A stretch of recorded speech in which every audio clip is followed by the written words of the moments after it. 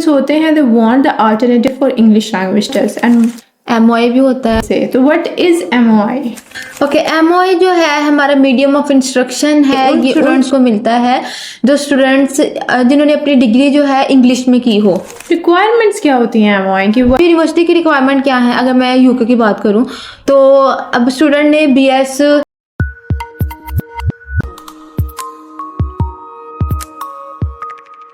अस्सलाम वालेकुम everyone, welcome to students club studio. हम इंग्लिश लैंग्वेज टेस्ट की जब बात करते हैं that how important it is and how mandatory it is for the universities abroad. Even तो अगर आप यूके ट्रैवल कर रहे हैं, यूरोप ट्रैवल कर रहे हैं, यूएसए, कनाडा, दुनिया में कहीं पे भी ट्रैवल कर रहे हैं, इंग्लिश लैंग्वेज टेस्ट की इंपॉर्टेंस बहुत ज़्यादा होती है। But the thing is what is the alternative to English language test? That is MOI. MOI क्या होता है, कौन कौन सी यूनिवर्सिटीज़ में एप्लीकेबल है और इसका क्या क्राइटेरिया होता है, इसे अचीव कैसे किया जा सकता है, इस सब के बारे में हम डिटेल डिस्कशन करते हैं मिस तंजीला रहमान के साथ। Hello miss Tanzila. Hi miss Tanzila, although हम इंग्लिश लैंग्वेज टेस्ट से बहुत फेमिलियर होते हैं कि ऑल अराउंड द ग्लोब आपको किसी भी वीज़ा पे ट्रैवल करना हो आपके लिए इंग्लिश लैंग्वेज टेस्ट बहुत ज़रूरी होता है। लेकिन कुछ स्टूडेंट्स होते हैं they want the alternative for English language test and वो क्या हो सकता है? एमओआई। एमओआई भी होता है और भी हमारे इंग्लिश लैंग्वेज टेस्ट हैं, लाइक ऑनलाइन जो टेस्ट होते हैं। नहीं, मैं बात कर रही हूँ कि इंग्लिश लैंग्वेज टेस्ट के अल्टरनेट, बेशक वो कोई भी हो, आइल्स हो, कोई सेंटर बेस्ड टेस्ट हो, कोई ऑनलाइन बेस्ड टेस्ट हो, आप उसे अल्टरनेट कर सकते हैं एमओआई से। तो what is MOI? Okay, MOI जो है हमारा मीडियम ऑफ इंस्ट्रक्शन है। ये उन स्टूडेंट्स को मिलता है जो स्टूडेंट्स जिन्होंने अपनी डिग्री जो है इंग्लिश में की हो।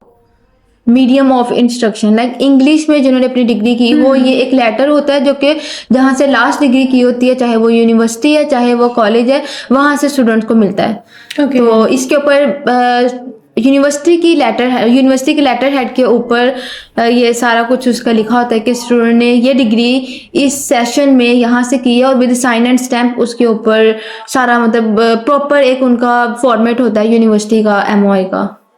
रिक्वायरमेंट्स क्या होती हैं एमओआई की? What is the major thing कि आप एप्लीकेबल हो एमओआई मीट करने के लिए? ये जो एमओआई है ना, ये मोस्टली सभी स्टूडेंट्स को मिल जाता है। बट मैटर ये करता है कि यूनिवर्सिटी की रिक्वायरमेंट है और उनकी रिक्वायरमेंट क्या है और वो किस तरह इसको अचीव कर सकता है। अब यूनिवर्सिटी की रिक्वायरमेंट क्या है? अगर मैं यूके की बात करूं तो अब स्टूडेंट ने बीएस, अगर एग्रीकल्चर यूनिवर्सिटी है हमारे पास, ठीक है, उसका एमओआई एक्सेप्ट होता है। स्टूडेंट ने बीएस इंग्लिश किया हुआ है, बीएस जियोलॉजी किया हुआ है, ईच एंड एवरीथिंग सारी डिग्रीज हो जाएंगी। लेकिन अगर स्टूडेंट ने बीएस अरबिक किया हुआ है या बीएस उर्दू किया हुआ है तो उसको अगर मिल भी रहा है ना एमओआई, तो वो एलिजिबल नहीं है, क्योंकि एमओआई का मतलब है कि उसने डिग्री इंग्लिश में पढ़ी हो। अगर स्टूडेंट ने बीएस उर्दू किया हुआ है तो उसकी रिक्वायरमेंट जो है वो मीट नहीं कर रही है, बिकॉज इसका मीडियम ऑफ इंस्ट्रक्शन का मतलब ही यहाँ पे खत्म हो जाता है जहाँ पे बीएस उर्दू आ जाए या बीएस अरबिक आ जाए।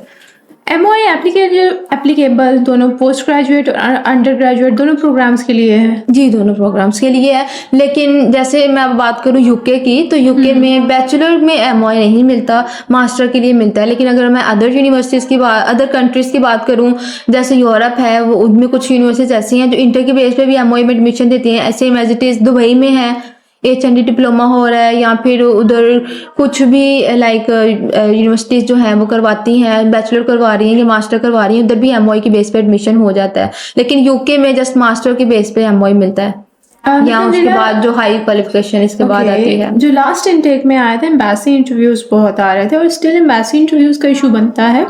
तो एमओआई बेस्ड स्टूडेंट्स को एम्बेसी इंटरव्यू से मतलब कि ऑल्दो एम्बेसी इंटरव्यू हर एक को आना है और स्टूडेंट ने वो देना ही देना है, बट क्या एमओआई कंडीशंस में थोड़ा टफ हो जाता है embassy interview?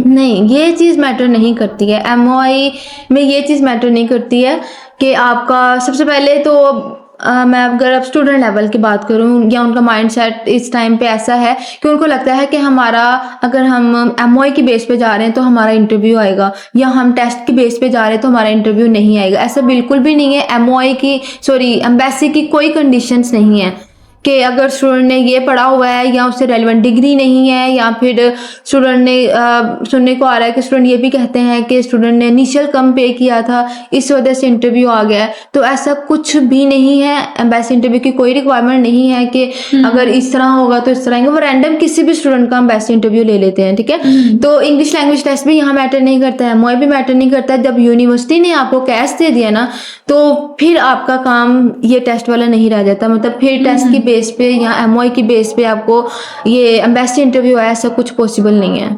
Okay miss Tanzila, जिस तरह इंग्लिश लैंग्वेज टेस्ट की वैलिडिटी होती है कि मिनिमम टू मैक्सिमम इतने इयर्स तक आप उसे रख सकते हैं, वो वैलिडेट है और आप उसका यूज़ कर सकते हैं, तो एमओआई के लिए भी यही चीज़ एप्लीकेबल है?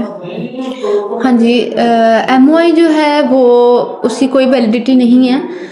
हाँ, लेकिन यूनिवर्सिटी की रिक्वायरमेंट ज़रूर होती हैं। जैसे आइट्स है, उसकी 2 इयर्स की होती है वैलिडिटी, के 2 इयर्स तक वो वैलिड रहता है, same as it is. MOI की अगर हम बात करें तो इसमें वैलिडिटी की कुछ भी नहीं रिक्वायरमेंट है। हाँ, लेकिन यूनिवर्सिटी की रिक्वायरमेंट होती है कि अगर स्टूडेंट ने एमओआई की बेस पे अप्लाई करना है तो उसका 5 ईयर से ज़्यादा स्टडी गैप नहीं होना चाहिए। Okay. मोस्टली मतलब यूनिवर्सिटीज़ की होती है कि 5 ईयर, कुछ मतलब हर यूनिवर्सिटी की डिफरेंट है। कुछ यूनिवर्सिटी की 3 इयर्स की भी होती है। अगर मैं यूडब्ल्यूएस की बात करूँ तो वो 3 इयर्स की वैलिडिटी है। बेंगलोर यूनिवर्सिटी, उसका भी 3 इयर्स का है। कुछ यूनिवर्सिटीज़ हैं वो 5 इयर्स का स्टडी गैप ले रही हैं एमओआई की बेस पे। तो ये डिपेंड करता है। तो इस सेंस में कहा जा सकता है कि एमओआई की वैलिडिटी है, अदरवाइज एमओआई की कोई वैलिडिटी नहीं है। ये जब चाहे स्टूडेंट वहाँ से अपनी यूनिवर्सिटी से जाके ले सकते हैं। That is good to no.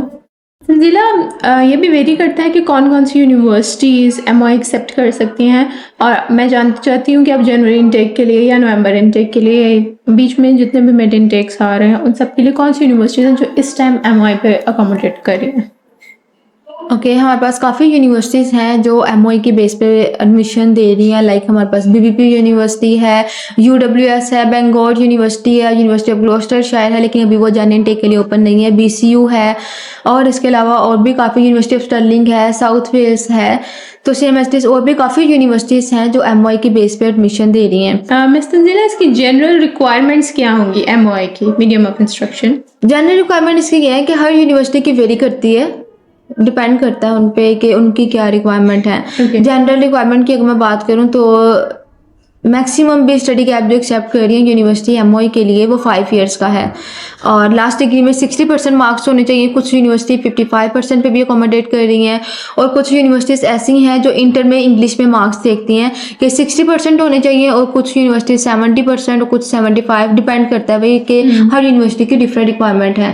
बिल्कुल। तो ये चीज़ें हैं जो मैटर करती हैं। और सबसे मेन बात एमओआई ये नहीं है कि किसी भी यूनिवर्सिटी का आप ले लें और चल जाएगा। वहाँ पे हमारी यूनिवर्सिटीज़ की लिस्ट होती है, पाकिस्तान यूके की यूनिवर्सिटी ने लिस्ट दी होती है पाकिस्तानी यूनिवर्सिटीज़ की, कि अगर वो इस यूनिवर्सिटी से पढ़ा हुआ है then he is eligible for maximum भी एक MOI। यूनिवर्सिटी है, वो कितनी पाकिस्तान की यूनिवर्सिटी से एमओआई एक्सेप्ट करती है, मैक्सिमम या मिनिमम रेंज में? ये भी हर यूनिवर्सिटी का डिफरेंट क्राइटेरिया। अगर हम बीपीपी यूनिवर्सिटी की बात करें बीपीपी तो 9 यूनिवर्सिटीज़ का एक्सेप्ट कर रही है। अदर यूनिवर्सिटी है वो 40 पे भी ले रही हैं। 30 यूनिवर्सिटीज़ हैं किसी की। हर यूनिवर्सिटी का डिफरेंट क्राइटेरिया है। कुछ की तो हाँ, जैसे मैं हैरियट वार्ड की बात करूँ वो सभी यूनिवर्सिटीज़ का लेती है। ओके। रिक्वायरमेंट बस मीट कर रही हूँ, लास्ट डिग्री में 60% हो then student is eligible for MOI. But ये है कि उसमें 5 इयर्स का उसमें भी ये है कि स्टडी गैप है, और इंटर में इंग्लिश में 75% मार्क्स होने चाहिए। उसकी रिक्वायरमेंट ये है, उसकी ये नहीं है कि इस डिग्री से पढ़ा हो, इस यूनिवर्सिटी से थोड़ी पढ़ा हो। That is really wonderful to know. Thank you very much, Ms. Tanzila, for joining us and giving information more about MOI medium of instruction. And thank you very much all for viewing us. See you next time. Allah Hafiz.